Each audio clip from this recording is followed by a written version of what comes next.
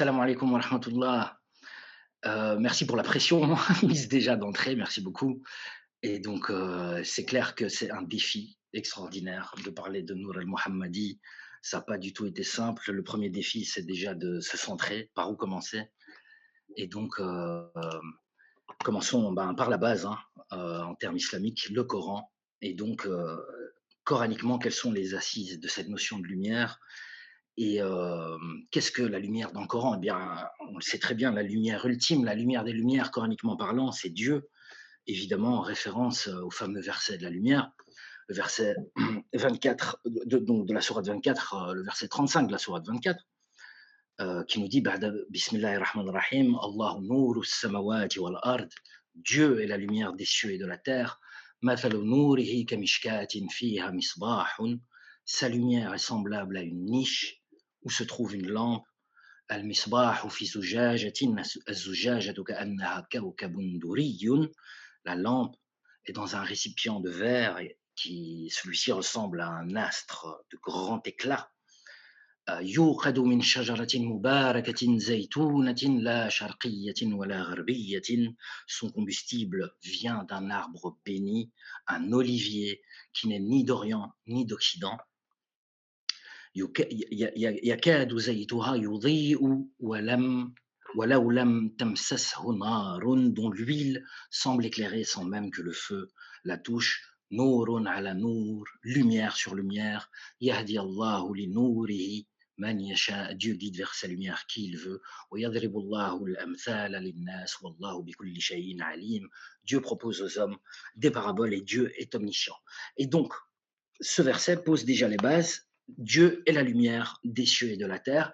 Et d'ailleurs, fait exactement le parcours inverse de ce que nous avons fait durant les capsules, partant des horizons vers le fond de nous-mêmes.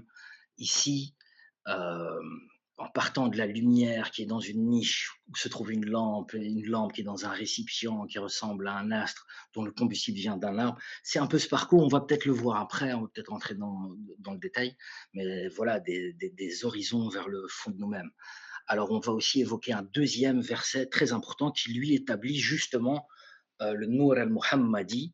Donc, en quoi c'est une notion coranique de parler de lumière muhammadienne? Eh bien, notamment le verset 46 de la 33e sourate. Et donc, je vais lire le 45-46 parce qu'ils vont ensemble. بعد بسم الله الرحمن الرحيم يا أيها النبي إنا أرسلناك شاهدا ومبشرا ونذيرا. Ô prophète, nous t'avons envoyé comme témoin, porteur de bonnes nouvelles et avertisseur. وداعيا إلى الله بإذنه وسراجا منير. Appelant à Dieu par sa permission et comme un flambeau munir, un flambeau qui illumine, un flambeau éclatant. C'est donc Dieu qui parle du prophète et qui lui donne ce statut de lumière, coraniquement parlant, en tant que siraj munir, en tant que flambeau qui illumine, qui éclaire. Alors, ajoutons à ces sources religieuses le hadith, le fameux hadith, où le prophète dit أول ما خلق الله نور نبيك, en parlant à son compagnon Al-Jabir, si ma mémoire est bonne. Et donc, en français, la première chose que Dieu créa fut la lumière de ton nabi, de ton prophète, donc fut ma lumière, autrement dit. Et donc, il y a trois variantes de ce hadith, c'est très important de s'arrêter là-dessus pour faire un petit éclairage, c'est-à-dire que il y a la version où le prophète dit la première chose que Dieu créa fut ma lumière, et puis la première chose que Dieu créa fut mon esprit, et la première chose que Dieu créa fut mon aql, fut mon intellect ou mon intelligence. Et donc, c'est très important de spécifier ici qu'il ne faut pas du tout se laisser impressionner par la diversité du lexique ou des mots de vocabulaire utilisés. Il s'agit bien de la même réalité quand on parle d'esprit, quand on parle d'intellect et quand on parle de lumière. Donc, c'est très important de, voilà, de garder ça à l'esprit, justement, dans son intellect pour tout ce qui va suivre. Donc, on va parler de Ruh en tant qu'il est entité intelligible, non sensible. On va parler de lumière en tant que ça éclaire et en tant qu'intellect, en tant qu'organe de perception. Et on va voir pourquoi, justement, durant tout l'exposé d'aujourd'hui, on appelle ça une lumière. Pourquoi l'intellect est-il une lumière? Alors commençons par la base et le commencement, donc par définir le terme de lumière tel qu'il est vu, en tout cas par les anciens en général, et en particulier par nos maîtres, par les maîtres soufis. Et on va pour ça suivre les pas du grand imam El-Ghazali, qui lui, dans son Mishkat al-Anwar, traduit de l'Adrière par le Tabernacle des Lumières, qui est un petit livre d'une pédagogie incroyable et qui n'est que le commentaire, si vous voulez, de ce verset de la lumière par lequel on a commencé notre propos. Et en fait, on va suivre El-Ghazali dans cette définition. Al-Razali qui fidèle, hein, à la tradition un peu des maîtres, donne une définition en 3 dimensions. Une définition qui commence par, la définition basique et qui tout doucement s'affine, devient de plus en plus subtile, donc correspondant aux dimensions bien sûr de Islam, Iman, Ihsan. Et donc il y a 3 dimensions dans cette définition de lumière que nous allons parcourir, grâce à l'imam Al-Ghazali. Alors, cette définition donc se base sur le Mishkad al-Anwar, bien sûr. Alors, dans un premier temps, la lumière, eh bien, c'est al-dhuhur, al-nour al-dhuhur. Al-dhuhur, c'est ce qui apparaît, c'est ce qui est apparent. Et donc, gardons à l'esprit que ce qui est apparent, ben, il est apparent parce qu'il dépend des perceptions. Donc, dans ce cas, ce qui apparaît, ben, dépend de la perception de la vue.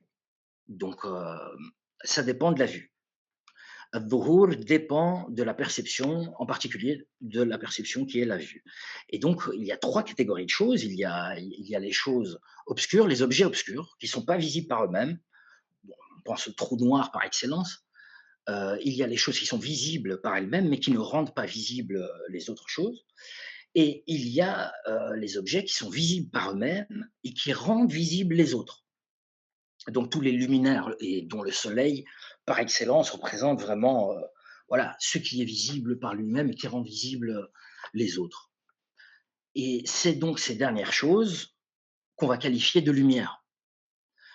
Ce sont ces corps visibles qui rendent visibles les autres. Ainsi, donc, dans cette définition, la lumière est ce qui est visible par soi-même et la lumière, c'est ce qui apparaît et qui fait apparaître. Et donc pour l'œil externe, pour, le monde matériel, la lumière par excellence, c'est donc le soleil, en fait. Et l'intelligibilité, si je puis dire, de la lumière, la nature en fait de la lumière, c'est donc d'être apparenté à la perception et en particulier la vue. Alors, suivons les traces de l'imam Al-Ghazali pour affiner un peu cette définition et s'apercevoir, euh, donc, affiner cette définition, c'est-à-dire de ce qu'il appelle al-khas, les gens qui ont une qualification spirituelle particulière. Et donc, la perception dépend donc de l'existence de la lumière. Mais, en réalité, la perception dépend encore plus de l'existence de l'œil qui est doué de la vue. S'il y a de la lumière mais qu'il n'y a pas d'œil pour le voir, elle n'est pas perceptible. Donc l'œil, c'est l'œil qui perçoit. La perception s'opère par l'œil. La lumière, quant à elle, elle ne perçoit pas. La perception ne s'opère pas par la lumière, mais en sa présence. Ainsi donc, la lumière est dans cette acception-là de Nour, la lumière est plus ce qui voit que ce qui est vu.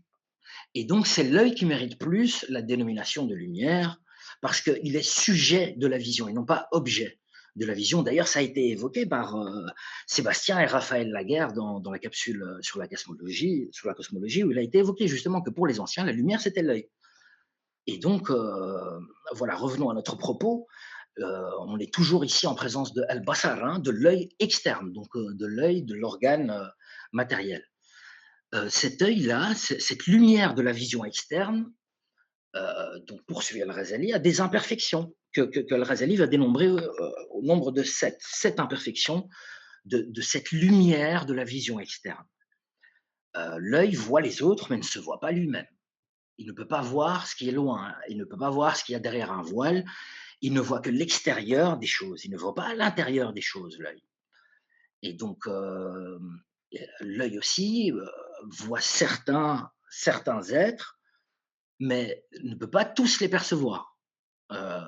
Tous les êtres intelligibles, mais pas seulement, même les choses sensibles.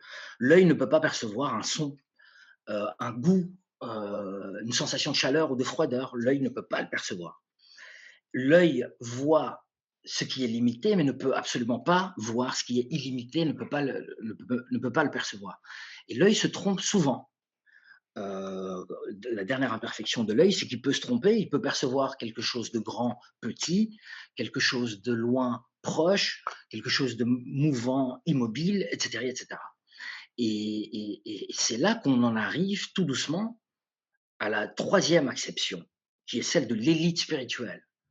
Et donc, quelque part, là où la science moderne qui ferme les portes en considérant seulement la lumière comme une onde électromagnétique extérieure à l'œil, ce n'est plus l'œil qui est la lumière, ben, quelque part, elle ferme la porte à tout le développement qui va suivre, en fait, malheureusement. Et donc, c'est là que la sagesse des anciens, ici, nous paraît vraiment d'une grande utilité, avec cette troisième acception de Nour, c'est qu'il y a en fait dans le cœur de l'homme un œil, un organe de perception, un œil qui échappe en fait à toutes ces imperfections qu'on vient de citer. L'œil du cœur, qu'on appelle aussi donc la lumière du cœur, est aussi appelé, comme on l'a évoqué tout à l'heure, esprit ou encore évidemment l'intellect. L'œil du cœur, ruh, n'est autre que al-aql, n'est autre que l'intellect. C'est pourquoi d'ailleurs, la semaine passée, Sébastien, en nous parlant de lumière et de vie intérieure, ben, n'a pas fait autre chose que de nous parler d'intellect, ce qui est tout à fait cohérent. Et donc, cet intellect, cet œil interne, en fait, échappe aux 7 imperfections de l'œil externe, qu'on a évoqué tout à l'heure, donc c'est-à-dire ben, que l'intellect voit les autres, mais se perçoit lui-même. Et mieux encore, il se perçoit en train de percevoir. Il peut se percevoir, percevoir, percevoir, comme ça jusqu'à l'infini. Donc, l'œil externe peut tout à fait envisager, l'œil interne, pardon, hein, l'intellect peut tout à fait envisager ce qui est loin et ce qui est derrière un voile et envisager évidemment ce qui est à l'intérieur des choses, savoir le fonctionnement des choses de l'intérieur. Elle peut tout à fait et sans aucune entrave, en toute liberté, concevoir tous les êtres intelligibles, tous les êtres numérables et dénombrables et non dénombrables, tous les autres. Il peut concevoir l'illimité jusqu'au lotus de la limite, tout au moins. Et notamment grâce aux mathématiques qu'avait évoqué Sébastien, ben, il a la possibilité de ne pas se tromper grâce à cette science de la juste proportion. Donc l'intellect, l'intelligence ne possède pas les 7 imperfections de l'œil externe. Ainsi donc, cet œil externe ne peut pas rivaliser avec l'intellect pour le statut de lumière. Dans cette définition-là, c'est l'intellect qui mérite le plus cette dénomination de lumière. C'est l'intelligence. L'œil externe a son champ d'action qui est juste limité aux couleurs et aux formes des corps. Et dans l'échelle des êtres, ben, les corps, c'est ce qu'il y a de plus bas en réalité. Et dans les corps, ben, les couleurs et les formes, c'est dans les accidents des corps, c'est ce qu'il y a aussi de plus bas.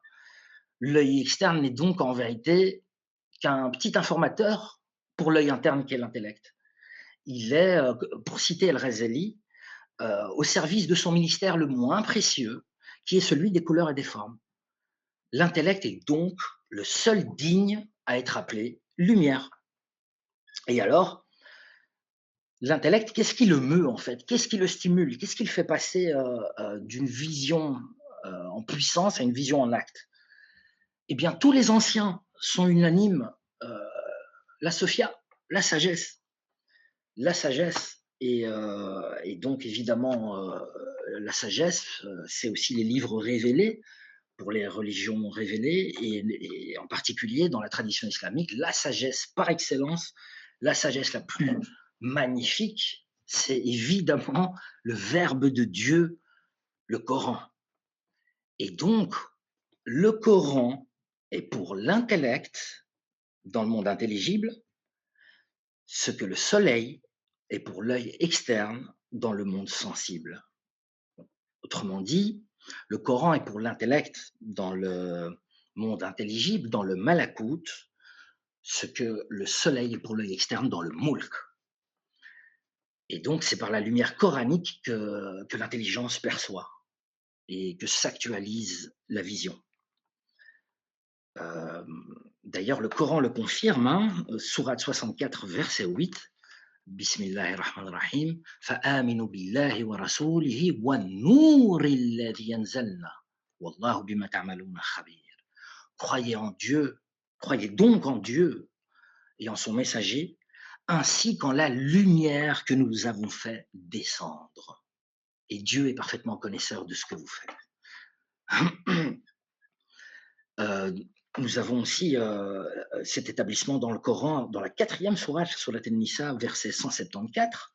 Bismillahir Rahmanir Rahim. Ya ayyuhan nas, qad ja'akum burhanun min rabbikum wa anzalna ilaykum nuran mubin.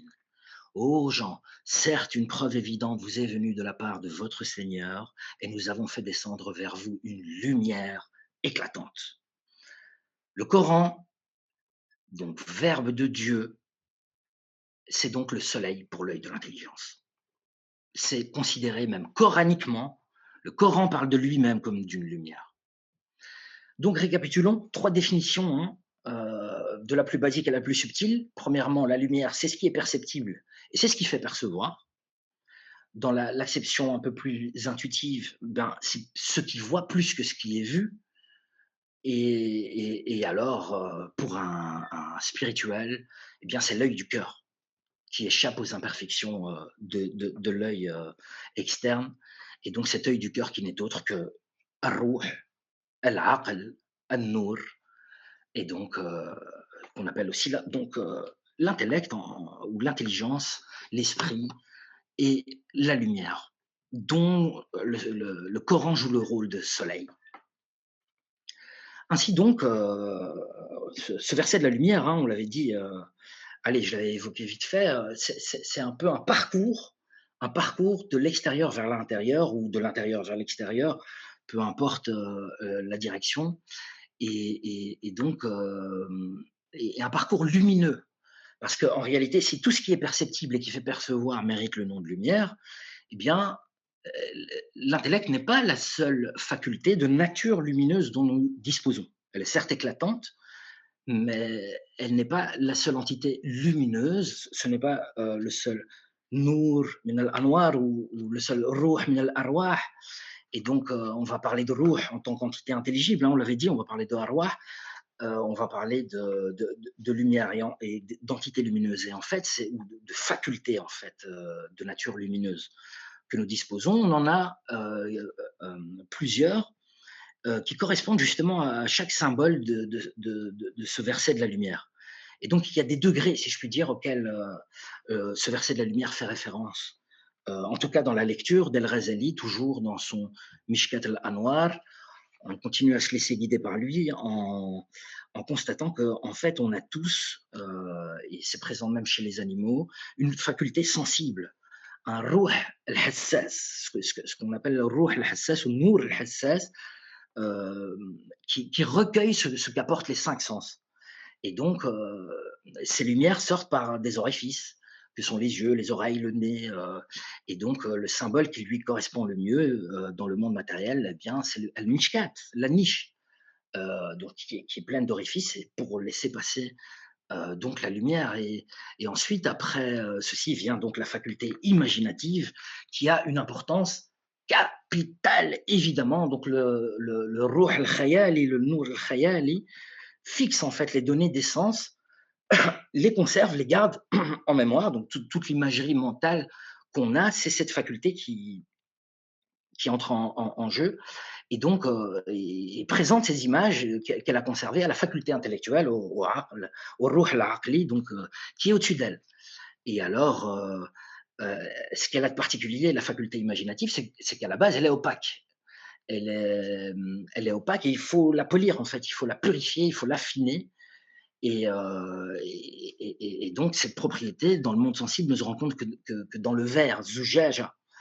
À l'origine, qui est une substance opaque, mais qui après avoir été polie, affinée, purifiée, ne masque plus la lumière de la lampe, et donc de l'aql, de l'intellect, hein, ou de ruh, si vous voulez, et transmet cette lumière telle qu'elle une fois qu'elle est polie. Le verre est donc le principal symbole. Zujaja, c'est le symbole de l'imagination. Donc poursuivons dans ce verset de la lumière tel qu'il est interprété par l'imam Ghazali, évidemment, hein. La faculté intellectuelle qui est au-dessus de la faculté imaginative, le ruh al-aqli, on en a parlé et on l'a défini, c'est une lumière et on a dit pourquoi. Au-dessus d'elle, il y a la faculté cogitative, ruh al-fikri, qui lui va traiter, en fait, si vous voulez, les données intellectuelles pures et qui va opérer voilà, par les procédés de la réflexion, hein, de deux conclusions, en faire naître une troisième, etc., par combinaison de conclusions, et ainsi en arborescence, en tangime, comme disait Éric Geoffroy. Et alors, partant d'un tronc unique qui va se ramifier donc en deux branches, chacune d'elles va se ramifier en deux autres, etc., etc. Et donc, toute cette division intellectuelle pour aboutir à des conclusions que sont les fruits qui eux-mêmes vont créer des développements comme ça, en faisant une succession de fruits à l'infini. Et alors, le symbole dans le monde physique qui convient mieux à ça, évidemment, c'est l'arbre, puisque ces fruits permettent de multiplier en plus les lumières et de les fixer et de les maintenir. Cet arbre, en particulier, c'est l'olivier. Et c'est celui qui représente le mieux. Pourquoi? Parce que la pulpe de son fruit va donner cette huile qui alimente les lampes, va donner la lumière. Et toutes ces ramifications des réflexions intellectuelles, en tant qu'elles échappent aux notions d'espace, de proximité, d'éloignement, etc., il est tout à fait approprié de dire qu'il n'est ni d'Orient ni d'Occident. Et, euh, et, et alors, et de dire qu'il est béni, d'autant que son huile, l'huile de l'huile d'olive est, paraît-il, la plus éclatante, la plus pure. Et alors, en faculté dernière, en faculté dernière, il y a bien le Ruh al-Qudsi nabawi, qui appartient donc aux prophètes et aux awliya, à quelques saints, et donc on dit que voilà, son huile éclairerait, peu s'en faut, même si nul feu ne la touchait. Donc il existe en effet des saints, nous dit El-Ghazali, je cite, dont la lumière brille presque d'elle-même au point où il pourrait presque se dispenser de l'assistance des prophètes. Et donc, voilà. Et cette lampe qui est dans un verre, le verre qui est dans une niche, etc., tout ceci nous indique, évidemment, ces lumières les unes au-dessus des autres, explique cette expression de lumière sur lumière. Et cette expression est tout à fait appropriée. Donc voilà pour la base, en fait. Alors, voilà, donc revenons au verbe divin, au Coran qui est, comme on l'a dit, pour l'intellect, pour le monde intelligible, ce que le soleil est pour l'œil externe, pour le monde sensible. Et donc, c'est par la lumière coranique que l'intelligence perçoit.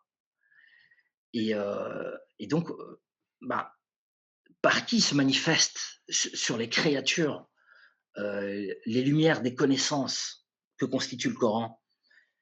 Eh bien, évidemment, par la plus sublime des créatures, Ar-Ruh al-Qudsi nabawi al-Haqiqa al-Muhammadiyya, cet esprit saint prophétique, cette réalité muhammadienne primordiale.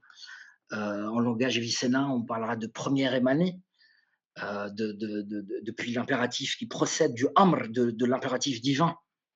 Et donc, ce ruh, cet esprit, ce nour, ce aql, ce premier intellect d'ailleurs, donc, comme on a évoqué en préambule, hein, on parle de la même chose quand on utilise les trois exceptions.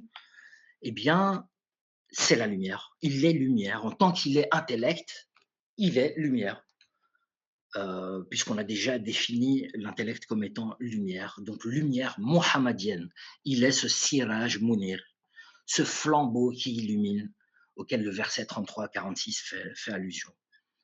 Et donc, ce Nour al-Muhammadi, ce prophète, dans sa préexistence métaphysique, ce flambeau qui illumine, et c'est ça qui procure la lumière de la vision.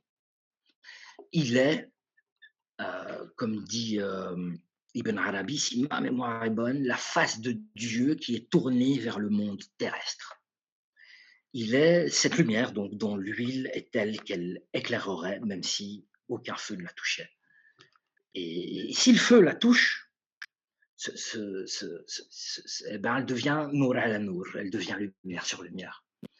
Et le Coran parle aussi de ce Nour al-Muhammadi, de cette haqiqa muhammadiya comme l'eau primordiale qui tombant sur la terre encore stérile, à laquelle fait allusion la sourate 32, verset 27, ou encore comme la contrée encore inanimée de la sourate 35, verset 10. Il est donc la première intelligence. Le Nour al-Muhammadi est la première lumière manifestée, donc la plus pure. On l'appelle aussi le qalam suprême. J'aurais beaucoup aimé approfondir là au niveau de la procession des lettres, mais malheureusement on n'aura jamais le temps. Il faudrait une vidéo complète pour ça. Mais voilà, en tout cas, on l'appelle aussi le pôle des pôles. Tout ça fait allusion, pardon, à la même réalité. Donc l'intellect ou l'esprit mohammedien ou lumière mohammedienne, selon donc la triple variante du hadith, la première chose que Dieu créa fut mon esprit, ou la première chose que Dieu créa fut mon intellect ou ma lumière. Et donc, dans Ibn Arabi nous explique, non, pardon, l'imam al-Ghazali, ici, donc toujours on retourne au Mishkat al-Anwar, nous explique que dans cet intellect mohammedien initial, le miséricordieux s'établit, dépose en elle et fait procéder d'elle les réalités suprasensibles de toute chose, les formes de toutes les créatures à l'état subtil. Et c'est pourquoi on dit que l'intelligence, c'est le bab, c'est la porte de Dieu vers les créatures, et la porte des créatures vers Dieu. Puisque c'est par l'intellect, c'est par l'intelligence que la créature reçoit ce qu'elle reçoit de Dieu. Et c'est par elle qu'elle se tourne vers Dieu. Donc, la lumière la plus proche de la source mérite toujours davantage le nom de lumière, et donc elle occupe un degré plus élevé. Et c'est ainsi que les lumières célestes, qu'on peut appeler aussi, suivant les auteurs, hein, de substances angéliques ou anges tout simplement, s'ordonnent, ces lumières célestes s'ordonnent entre elles en puisant les unes des autres et en perdant toujours un petit peu en pureté lumineuse, si je puis dire, hein, jusqu'à arriver aux lumières terrestres, hein, qui vont s'alimenter justement aux lumières célestes via l'intellect agent, qui est la lumière céleste la plus proche des lumières terrestres. Alors voilà, pour essayer de bien comprendre ça, en grand pédagogue, l'imam Ghazali fait une très très belle analogie avec ce qu'on peut voir de nos yeux externes, pour mieux comprendre comment cette procession de lumière peut être voilà, perceptible justement par notre intellect. Et donc, il donne l'image de la lumière de la lune qui traverse la fenêtre d'une pièce, qui se pose sur le miroir de cette pièce, et donc cette lumière, à son tour, se réfracte du miroir vers le mur opposé à ce miroir, et ce mur transmet lui-même un peu de cette lumière sur le sol. Et ainsi donc, la lumière du sol, en tant que telle, n'est qu'un reflet, je dirais qu'une ombre lumineuse de la lumière qui est sur le mur, qui est elle-même un reflet de la lumière qui est dans le miroir, et ainsi de suite, jusqu'à la lune, qui elle-même, la lune, n'illumine que par la lumière du soleil, en vérité. Et donc, on voit bien, voilà, que dans cette procession, chaque lumière a son rang qui lui est propre, et qu'au plus on s'élève de l'effet à la cause, eh bien, au plus les lumières sont parfaites, au plus elles sont complètes. D'où le statut coranique, hein, dans la sourate al-Waqi'a, des muqarraboun, des rapprochés. Et c'est exactement la même chose avec les lettres, hein. Les premières lettres sont les rapprochées. Le alif et le ba ont ce même statut. Voilà, il faut lire le Cheikh Al-Alaoui pour ceci. Mais en fait, on pourrait parler de la même chose en parlant juste des lettres de l'alphabet. et de ce qui se passe après la manifestation du point donc, que leur qalam aura imprimé. Et ce point qui a le rôle un peu justement de ce petit trou de la caméra obscura qu'on a évoqué dans l'entretien avec Michiko, et par lequel va se manifester tout le monde manifesté comme sur un miroir, et qui quelque part n'est que le reflet inversé de la réalité non manifestée, dans laquelle le prophète est la première chose créée, le premier être créé par Dieu, et donc dans le miroir, dans ce monde terrestre, il est le dernier envoyé par Dieu, le sceau des prophètes, euh, en miroir, quelque part, voilà, bouclant la boucle et scellant. Donc le sceau des prophètes, le sceau, c'est bien circulaire. Et donc revenons là, voilà, c'est le prof d'arabe qui s'enflamme quand il parle de l'être. Donc revenons aux lumières, et ça fera peut-être l'objet d'une autre veillée spirituelle. Ça serait très intéressant. Et donc les lumières sont donc hiérarchisées. Elles sont hiérarchisées jusqu'à la source première qui est lumière des lumières, qui est lumière ultime, qui est Allah, Nour samawati wal ard, Dieu, lumière des cieux et de la terre, dont en fait la lumière mohammedienne est la manifestation, le madhar. euh, et donc toutes les autres lumières est la manifestation, quoi, en fait. La lumière mohammedienne est la manifestation euh, perceptible voilà, de cette lumière originelle. Et donc toutes les autres lumières n'ont pas de lumière en propre. Elles empruntent toute leur lumière à un autre. Et donc, leur essence, en tant que telle, par essence, elles sont non-êtres. Et donc, en réalité, l'être véritable, c'est Dieu. Tout comme la lumière véritable, c'est Dieu. Et donc, le prophète a une existence prééternelle, en effet, et c'est tout ce qu'on vient de voir. Hein. Et cette existence prééternelle s'exprime d'ailleurs dans le hadith qui dit « J'étais un prophète alors qu'Adam était entre l'eau et l'argile ». Donc, la réalité humaine du prophète, sallallahu alayhi wa sallam, la réalité humaine de ce prophète n'est pas, il ne faut pas la voir comme une incarnation de cette réalité mohammedienne éternelle. Elle en est le madhar. C'est là que le terme de madhar arrive à point. C'est donc le lieu de manifestation. Henri Corbin traduit ce terme par la figure épiphanique, voire théophanique, en fait, de cette réalité mohammedienne. Et donc, ça procède exactement comme un miroir montrant une image. Donc, ce n'est pas une incarnation, mais plus voilà, le prophète humain est, la figure épiphanique, est le madhar, le lieu de manifestation, tout comme de la réalité mohammedienne éternelle, tout comme un miroir reflète une image. Et donc, Ibn Arabi explique que, et donc je cite, le prophète, chaque fois qu'il en a besoin, tourne, et donc c'est bien Ibn Arabi voilà, dans ses Fusus al-Hikam, hein. Donc le prophète, chaque fois qu'il en a besoin, tourne le miroir de son âme vers le monde céleste pour en recevoir les connaissances, pour en recevoir la haqiqa, la vraie réalité.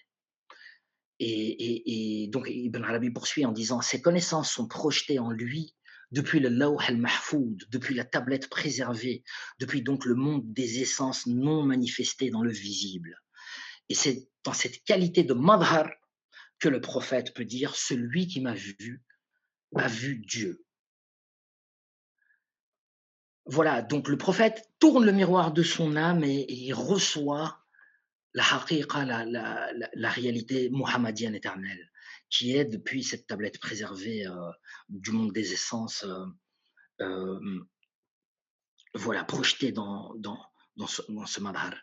Et donc, cette haqiqa muhammadiyya, et il est très important de faire la parenthèse suivante, présente deux dimensions, deux faces, et ce qui se retrouve dans toutes les traditions, aussi bien sunnites que chiites. Hein, et donc là, on est en particulier dans les Fusus al-Hikam de Ibn Arabi.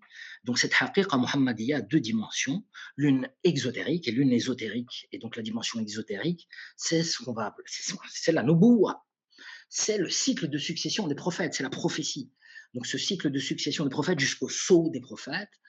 Et donc la seconde, ésotérique, c'est la walaya, le cycle de succession des awliya, des maîtres spirituels, chez les soufis, des saints imams, chez nos frères et amis chiites. Et donc la walaya est donc vue comme l'ésotérique de la nubuwa, de la prophétie. Et le wali, l'héritier spirituel, le maître spirituel, le cheikh est en fait l'héritier de la lumière spirituelle du prophète, lumière qui était dans le cœur du prophète, antérieure à la révélation, hein, et qui de son cœur rejaillit sur le cœur de ses héritiers spirituels, dont ils sont le madhar, dont ils sont le miroir en fait. Et donc c'est ainsi que certains awliya ont pu s'exprimer de la sorte, en disant des paroles semblables à celui qui m'a vu a vu Dieu. Et donc répétons, parce que on marche sur des œufs parfois et il faut faire très attention à ce qu'on dit. Il ne s'agit pas ici d'incarnation de Dieu en l'homme, pas plus que l'image n'est incarnée dans le miroir, qui pourtant révèle cette image. Et donc les awliya, les shuyukh, les maîtres spirituels ou les saints imams sont des manifestations de la réalité mohammadienne universelle, comme une lumière qui se reflète dans le miroir. Et donc, ainsi, des milliers de prophètes sont venus successivement contribuer à l'instauration de la manifestation de la prophétie que Mohammed a parfait, a achevé. Et c'est alors que commence le cycle de la walaya, donc depuis le premier maître après le prophète. Évidemment, j'ai nommé le prince Amir al-Mu'minin, le prince des croyants, le seigneur des chevaliers, l'imam Ali, évidemment. Et à partir de lui, ben, cette lumière de la walaya se transmet de maître en maître jusqu'à nos jours, et ce, dans toutes les turuq, et voilà, dans la tradition islamique, dans son intégralité, même les turuq qui ne prennent pas origine chez l'imam Ali, comme la Naqshbandi, dont Abu Bakr est le premier des maîtres, ben, vont retrouver évidemment des descendants spirituels de l'imam Ali dans son chaînon, à commencer par l'imam Ja'far Saddiq, qui est loin d'être le dernier d'entre eux. Alors voilà, donc cette lumière se transmet de maître en maître jusqu'à nos jours, et donc on a une chance incroyable d'avoir une tradition spirituelle bien vivante. Et donc on peut lire l'histoire des prophètes comme décrivant en fait l'ascension de la conscience prophétique, l'ascension du soleil de la lumière mohammadienne. Donc, c'est-à-dire l'ascension des degrés par lesquels ce soleil est monté jusqu'au zénith, degré après degré, prophète après prophète. Le zénith est représenté évidemment par la complétude de la lumière, par le prophète Mohammed, le sceau de la prophétie. Donc depuis Adam, qui fut l'Orient, qui fut le lever du soleil, chaque prophète a manifesté une des perfections de la lumière mohammadienne éternelle. Et plus le soleil se lève, plus l'ombre diminue, jusqu'à atteindre la zone où il n'y a plus d'ombre, où la lumière est complètement parfaite, le zénith, et on atteint le sceau de la prophétie.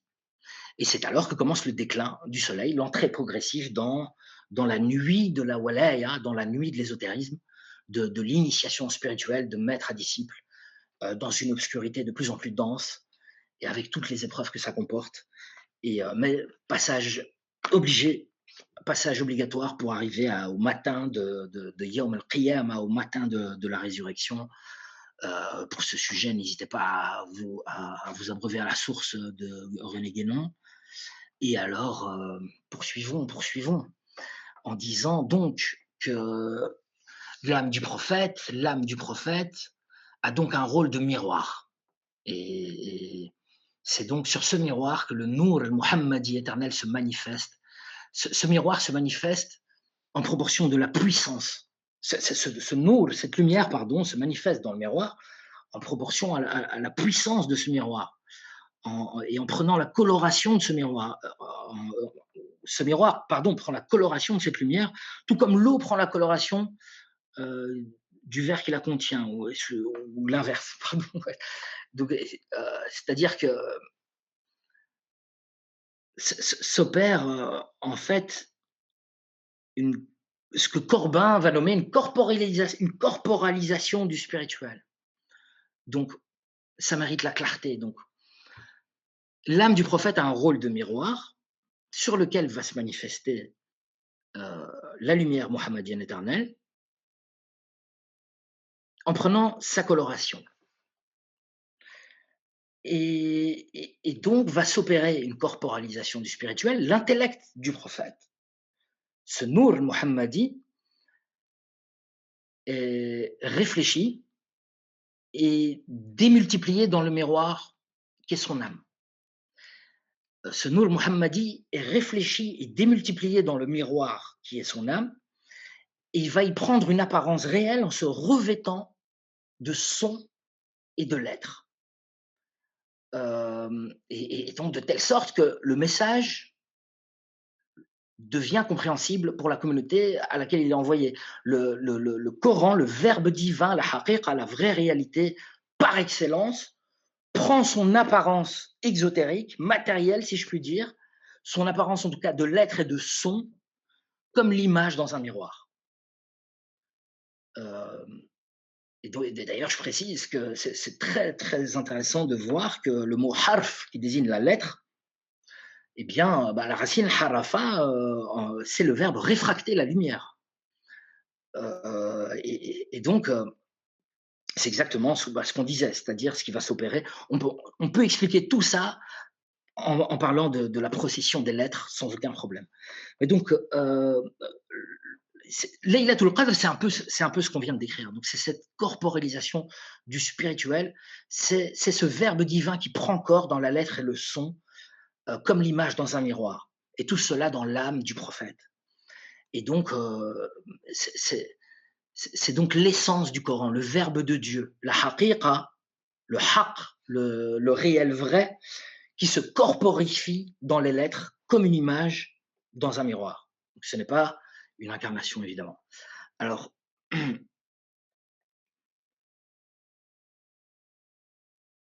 il importe, on l'avait déjà évoqué dans une autre intervention, de retourner à cette vraie réalité du Coran, de faire l'herméneutique, de remonter à l'essence, de faire le ta'wil, de retourner au awwal, au verbe divin, et de faire le processus inverse, et donc, pour rester dans le langage un peu corbinien, de spiritualiser le corporel.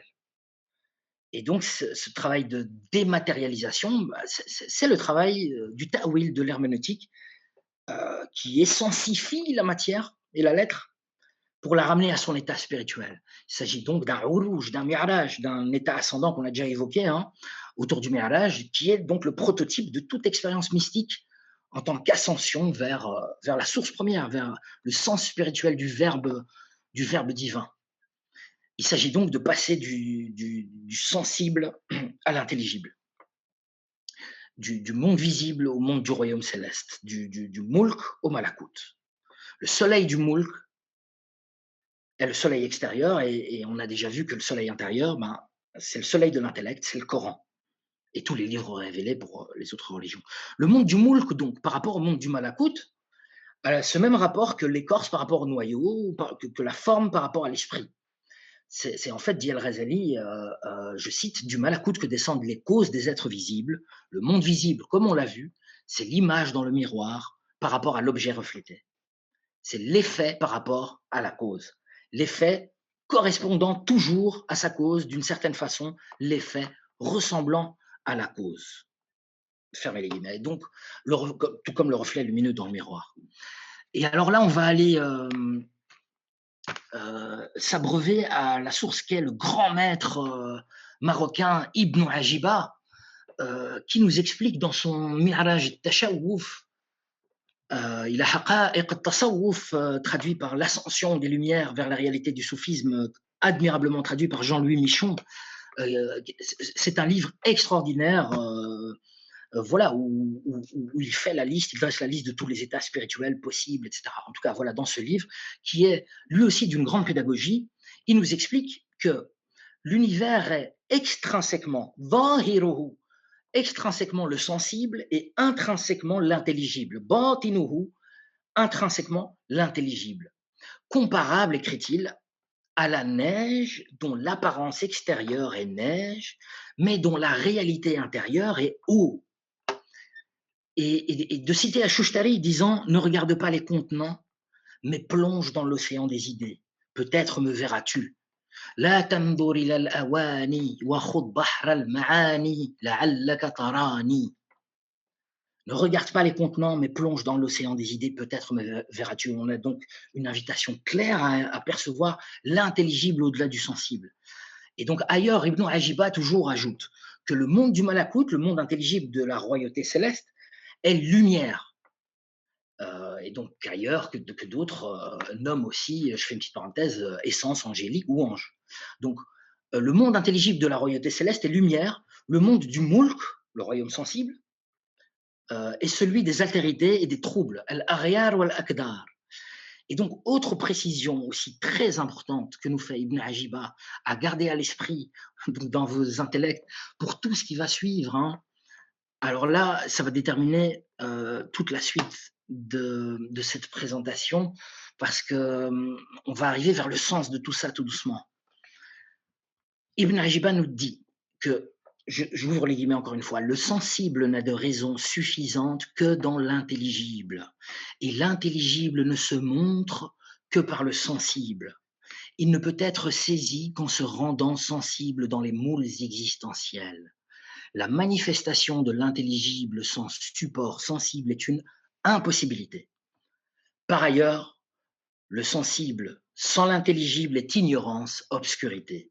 Ainsi, Dieu n'est vu que par le truchement des épiphanies. Tajalliyat, tajalli, c'est aussi l'irradiation, hein. Il y a toujours une idée de lumière, hein. Donc, Dieu n'est vu que par le truchement des épiphanies dans ce monde et dans l'autre. Fermez les guillemets.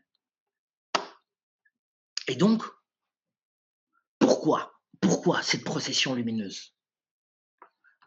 Pourquoi en fait? Pourquoi tout ça? Pourquoi on est là? Pourquoi on existe en fait? Tout simplement. Pourquoi? Vous connaissez plus ou moins tous le fameux hadith Qudsi, où Dieu dit, Azza wa Jal, glorifié soit-il, et j'étais un trésor caché, j'ai aimé à être connu. Alors là, on va suivre un guide qu'on a déjà évoqué, Ibn Arabi. Mais bon, alors là, lui, par contre, la pédagogie, je crois que c'est le dernier de ses soucis. Et donc, accrochons-nous, concentrons-nous, je vais essayer d'être le plus clair possible. Alors, Ibn Arabi nous explique que chaque être est un madhar. Chaque être est une forme épiphanique, une manifestation, un lieu de manifestation de l'être divin. Chaque être est un madhar de la lumière divine qui s'y manifeste. Et cette lumière divine se manifeste dans l'être, revêtu d'un ou de plusieurs de ses noms. Ainsi donc, chaque nom est le Rabb, en fait. Chaque nom est le Seigneur de l'être qui le manifeste. Chaque nom est le Seigneur et le Rabb du Madhar. Donc, chaque nom divin est le Seigneur de l'être qui le manifeste, qui est son Madhar. Chaque être est la forme épiphanique de son Seigneur propre. Ibn Arabi parle de Rabb al-Khas. Chacun a son Seigneur propre. Chaque être est une forme épiphanique de ce Rabb, de son Seigneur propre. Aucun être déterminé et individualisé ne peut être la forme épiphanique, le Madhar, du divin dans sa totalité. De l'ensemble des noms ou de l'ensemble des seigneurs. C'est une impossibilité, nous dit Ibn Arabi. Chaque être donc il le dit dans ses Fusus al-Hikam, chaque être n'a que son seigneur en particulier comme Dieu. Il est impossible qu'il ait le tout. Fermez les guillemets. C'est la différence qu'il y a donc entre ce qu'on appelle la uluhiyya, la divinité comme attribut de Dieu Allah, de Dieu objet d'adoration, et de la rububiyya. J'aime bien la traduction d'Henri Corbin, la suzeraineté, parce que bon, ça amène encore un esprit chevaleresque. On a le suzerain et le vassal, et donc la rububiyya, la suzeraineté, qui est en fait l'attribut du Seigneur qu'on va invoquer, l'attribut du Seigneur qu'on invoque, du Seigneur à qui on a recours. Et donc, attention, parce que là, clairement, on marche sur des œufs et c'est clair. Heu, il ne s'agit pas du tout d'une fragmentation de Dieu ou de l'être divin ou de le fragmenter ou quoi que ce soit. Il ne s'agit pas du tout d'une fragmentation de l'être divin, mais de sa présence totale à chaque fois, sa présence totale individualisée dans chaque manifestation de ses noms. Il apparaît à chaque fois revêtu de l'un de ses noms. Et c'est revêtu de l'un de ses noms qu'il apparaît comme Seigneur, comme Rabb. Et donc on passe là de la Uluhiyya à la Rububiyya. Et donc toujours dans ces Fusus al-Hikam, Ibn Arabi cite Sahl Tustari, qui dit cette chose très profonde, donc ouvrez la guillemets, la suzeraineté divine a un secret. Ce secret, c'est toi. Ce toi qui est l'être à qui on parle. Si ce toi venait à disparaître, cette suzeraineté, cette Rububiyya serait également abolie. Donc c'est très très fort, hein. C'est très très fort là. On est dans quelque chose. Je vous avoue même, j'ai beaucoup hésité, voilà, à faire cette partie, à présenter cette partie, et peut-être à la remplacer par les lettres, etc., parce que voilà. Donc j'étais un trésor caché, j'ai aimé à être connu, nous dit Dieu dans ce hadith.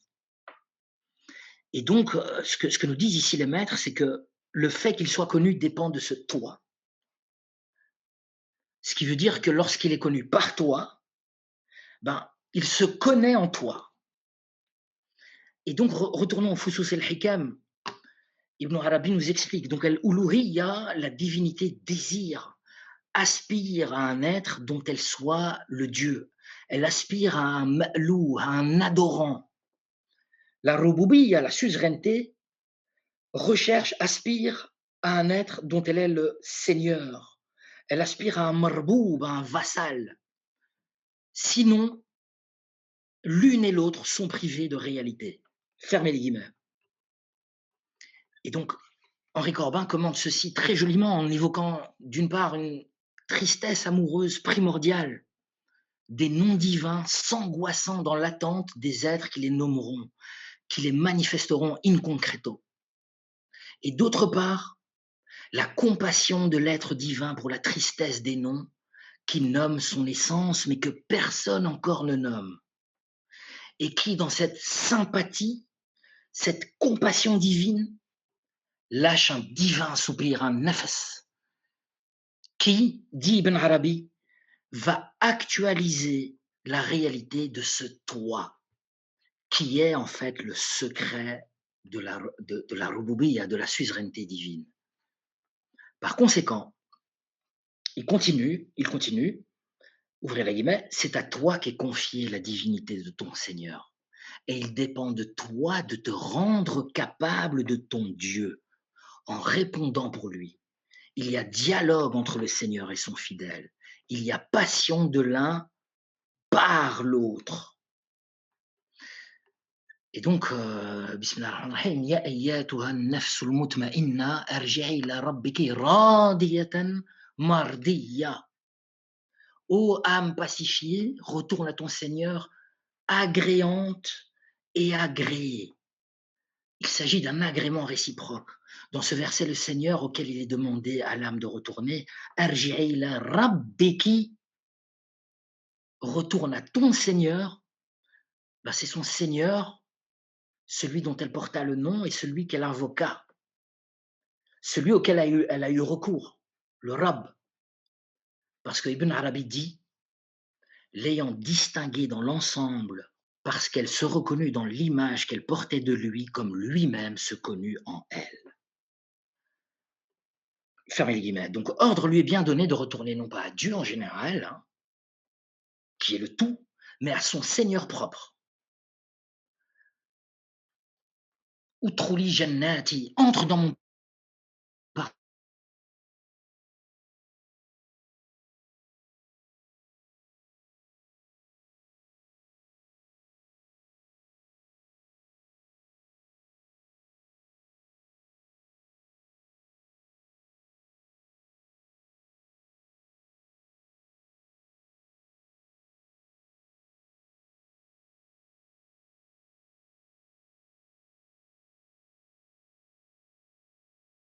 paradis en disant ce forme divine cachée dans ton être, l'image est par toi, celle qui connaît son Seigneur.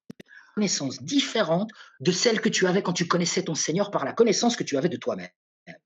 Car désormais, tu le connais et c'est par lui que tu le connais toi-même. Tu connais toi-même.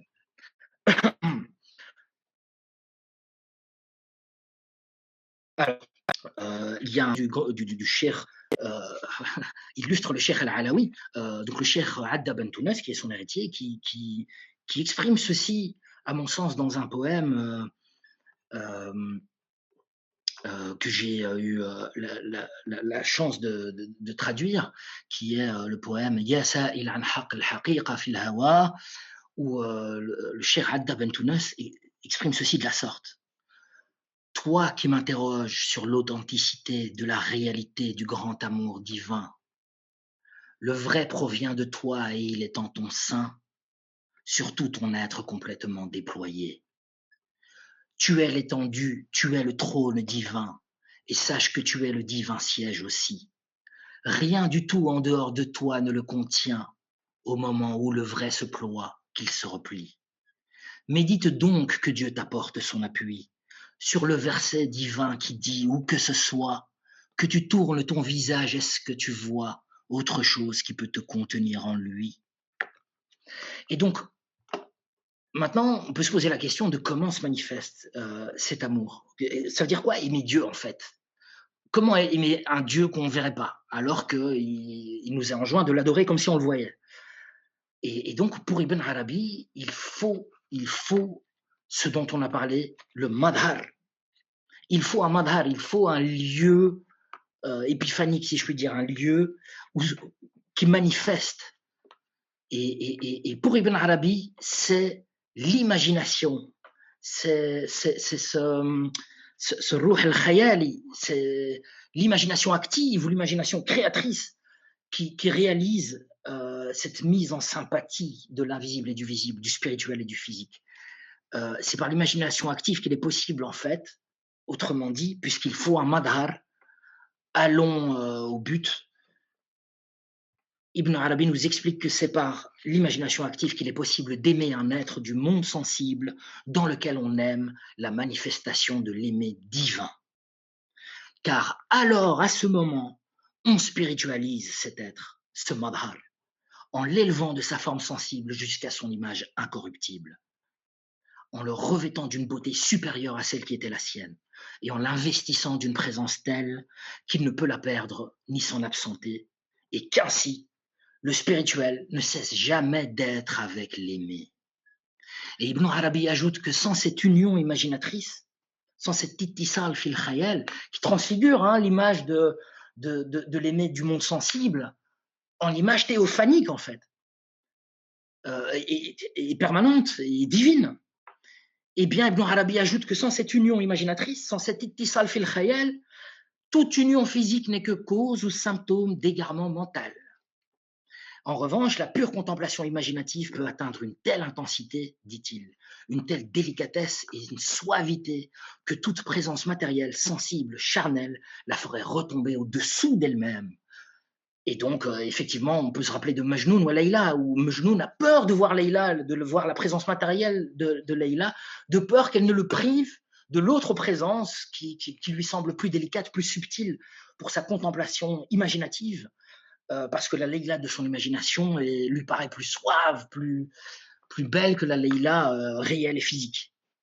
Et donc cette Leïla, qui est ce madhar, à qui beaucoup de nos maîtres s'adressent dans leurs poèmes mystiques, elle s'appelle tantôt Leïla, tantôt Souad, Banat Souad, c'est le poème par excellence, la Burda, et tantôt Lubna, tantôt Maya. Mais voilà, il s'agit effectivement toujours de ce madhar, et qui renvoie à l'aimer divin. Et c'est ça pour Ibn Arabi, ce qu'il y a de plus subtil dans l'amour, c'est ça. Le phénomène le plus subtil de l'amour, c'est ce qu'on vient d'expliquer. Ibn Arabi dit cette phrase, l'amant divin est esprit sans corps. L'amant physique pur et simple est un corps sans esprit. L'amant spirituel possède esprit et corps. Et donc voilà, l'amour, c'est un sujet en tant que tel à lui tout seul qui demanderait évidemment beaucoup trop d'approfondissement pour, aujourd'hui. J'ai l'impression que je me suis vraiment, vraiment, voilà, attardé. Mais je ne peux pas terminer sans réciter quelques petits vers du cheikh dont je vous ai parlé, que j'ai eu dont j'ai eu l'occasion de traduire certains poèmes, le cheikh Adda Ben Tounes, qui dit ceci dans un poème qui me semble synthétise, dans des extraits en tout cas de poèmes qui me semblent synthétisent à peu près tout ce qu'on vient de dire. Voici ce qu'il dit. Celui qui me voit, c'est en fait lui qui l'a vu. Celui qui me choisit. Attends, pardon, excusez-moi. Donc c'est bien le poème pour ceux qui s'intéressent. Bouchraya an Ahmad. Et donc c'est des extraits de ce poème. Bouchraya an Ahmad. Celui qui me voit, c'est en fait lui qui l'a vu. Celui qui me choisit a choisi son parti. Celui qui m'est fidèle l'est aussi à lui, s'approchant ainsi de la source de l'influx. Source du secret des secrets les plus profonds, source de la lumière de toute lumière. La vision intuitive comme oculaire, toutes sont de la source une émanation. Plus loin, il dit, une source si attrayante pour les gens, elle peut te guérir de tous tes manquements, te fait sortir de l'illusion des mirages, de l'éternel te fait contempler le visage. Un visage bien apparent dans l'existence, ce dont tout objet est la confirmation. Comme cette étoile appelée chance des chances, amorçant son incomparable ascension. Le Coran l'a évoqué de façon très claire au parti des gens dépositaires de foi, qui en toute certitude l'ont vu, le voient, unique et un, sans qu'aucun nombre ne l'altère. Dans ce divin verset disant, où que ce soit, que vous vous tourniez, il s'y trouve constamment, furent révélées aux prophètes à ce moment les saintes paroles les plus fortes qui soient. Cette révélation, lorsqu'elle irradie, le cœur, voilà ce dernier suspendu soudain. Tu vois alors l'éminent compagnon divin, non loin de toi et n'étant éloigné de rien. Plus proche de toi que ta veine jugulaire, en toi et de toi ne se détournant jamais. De l'esclave annihile donc l'imaginaire, dit Dieu est un, comme l'indique le verset.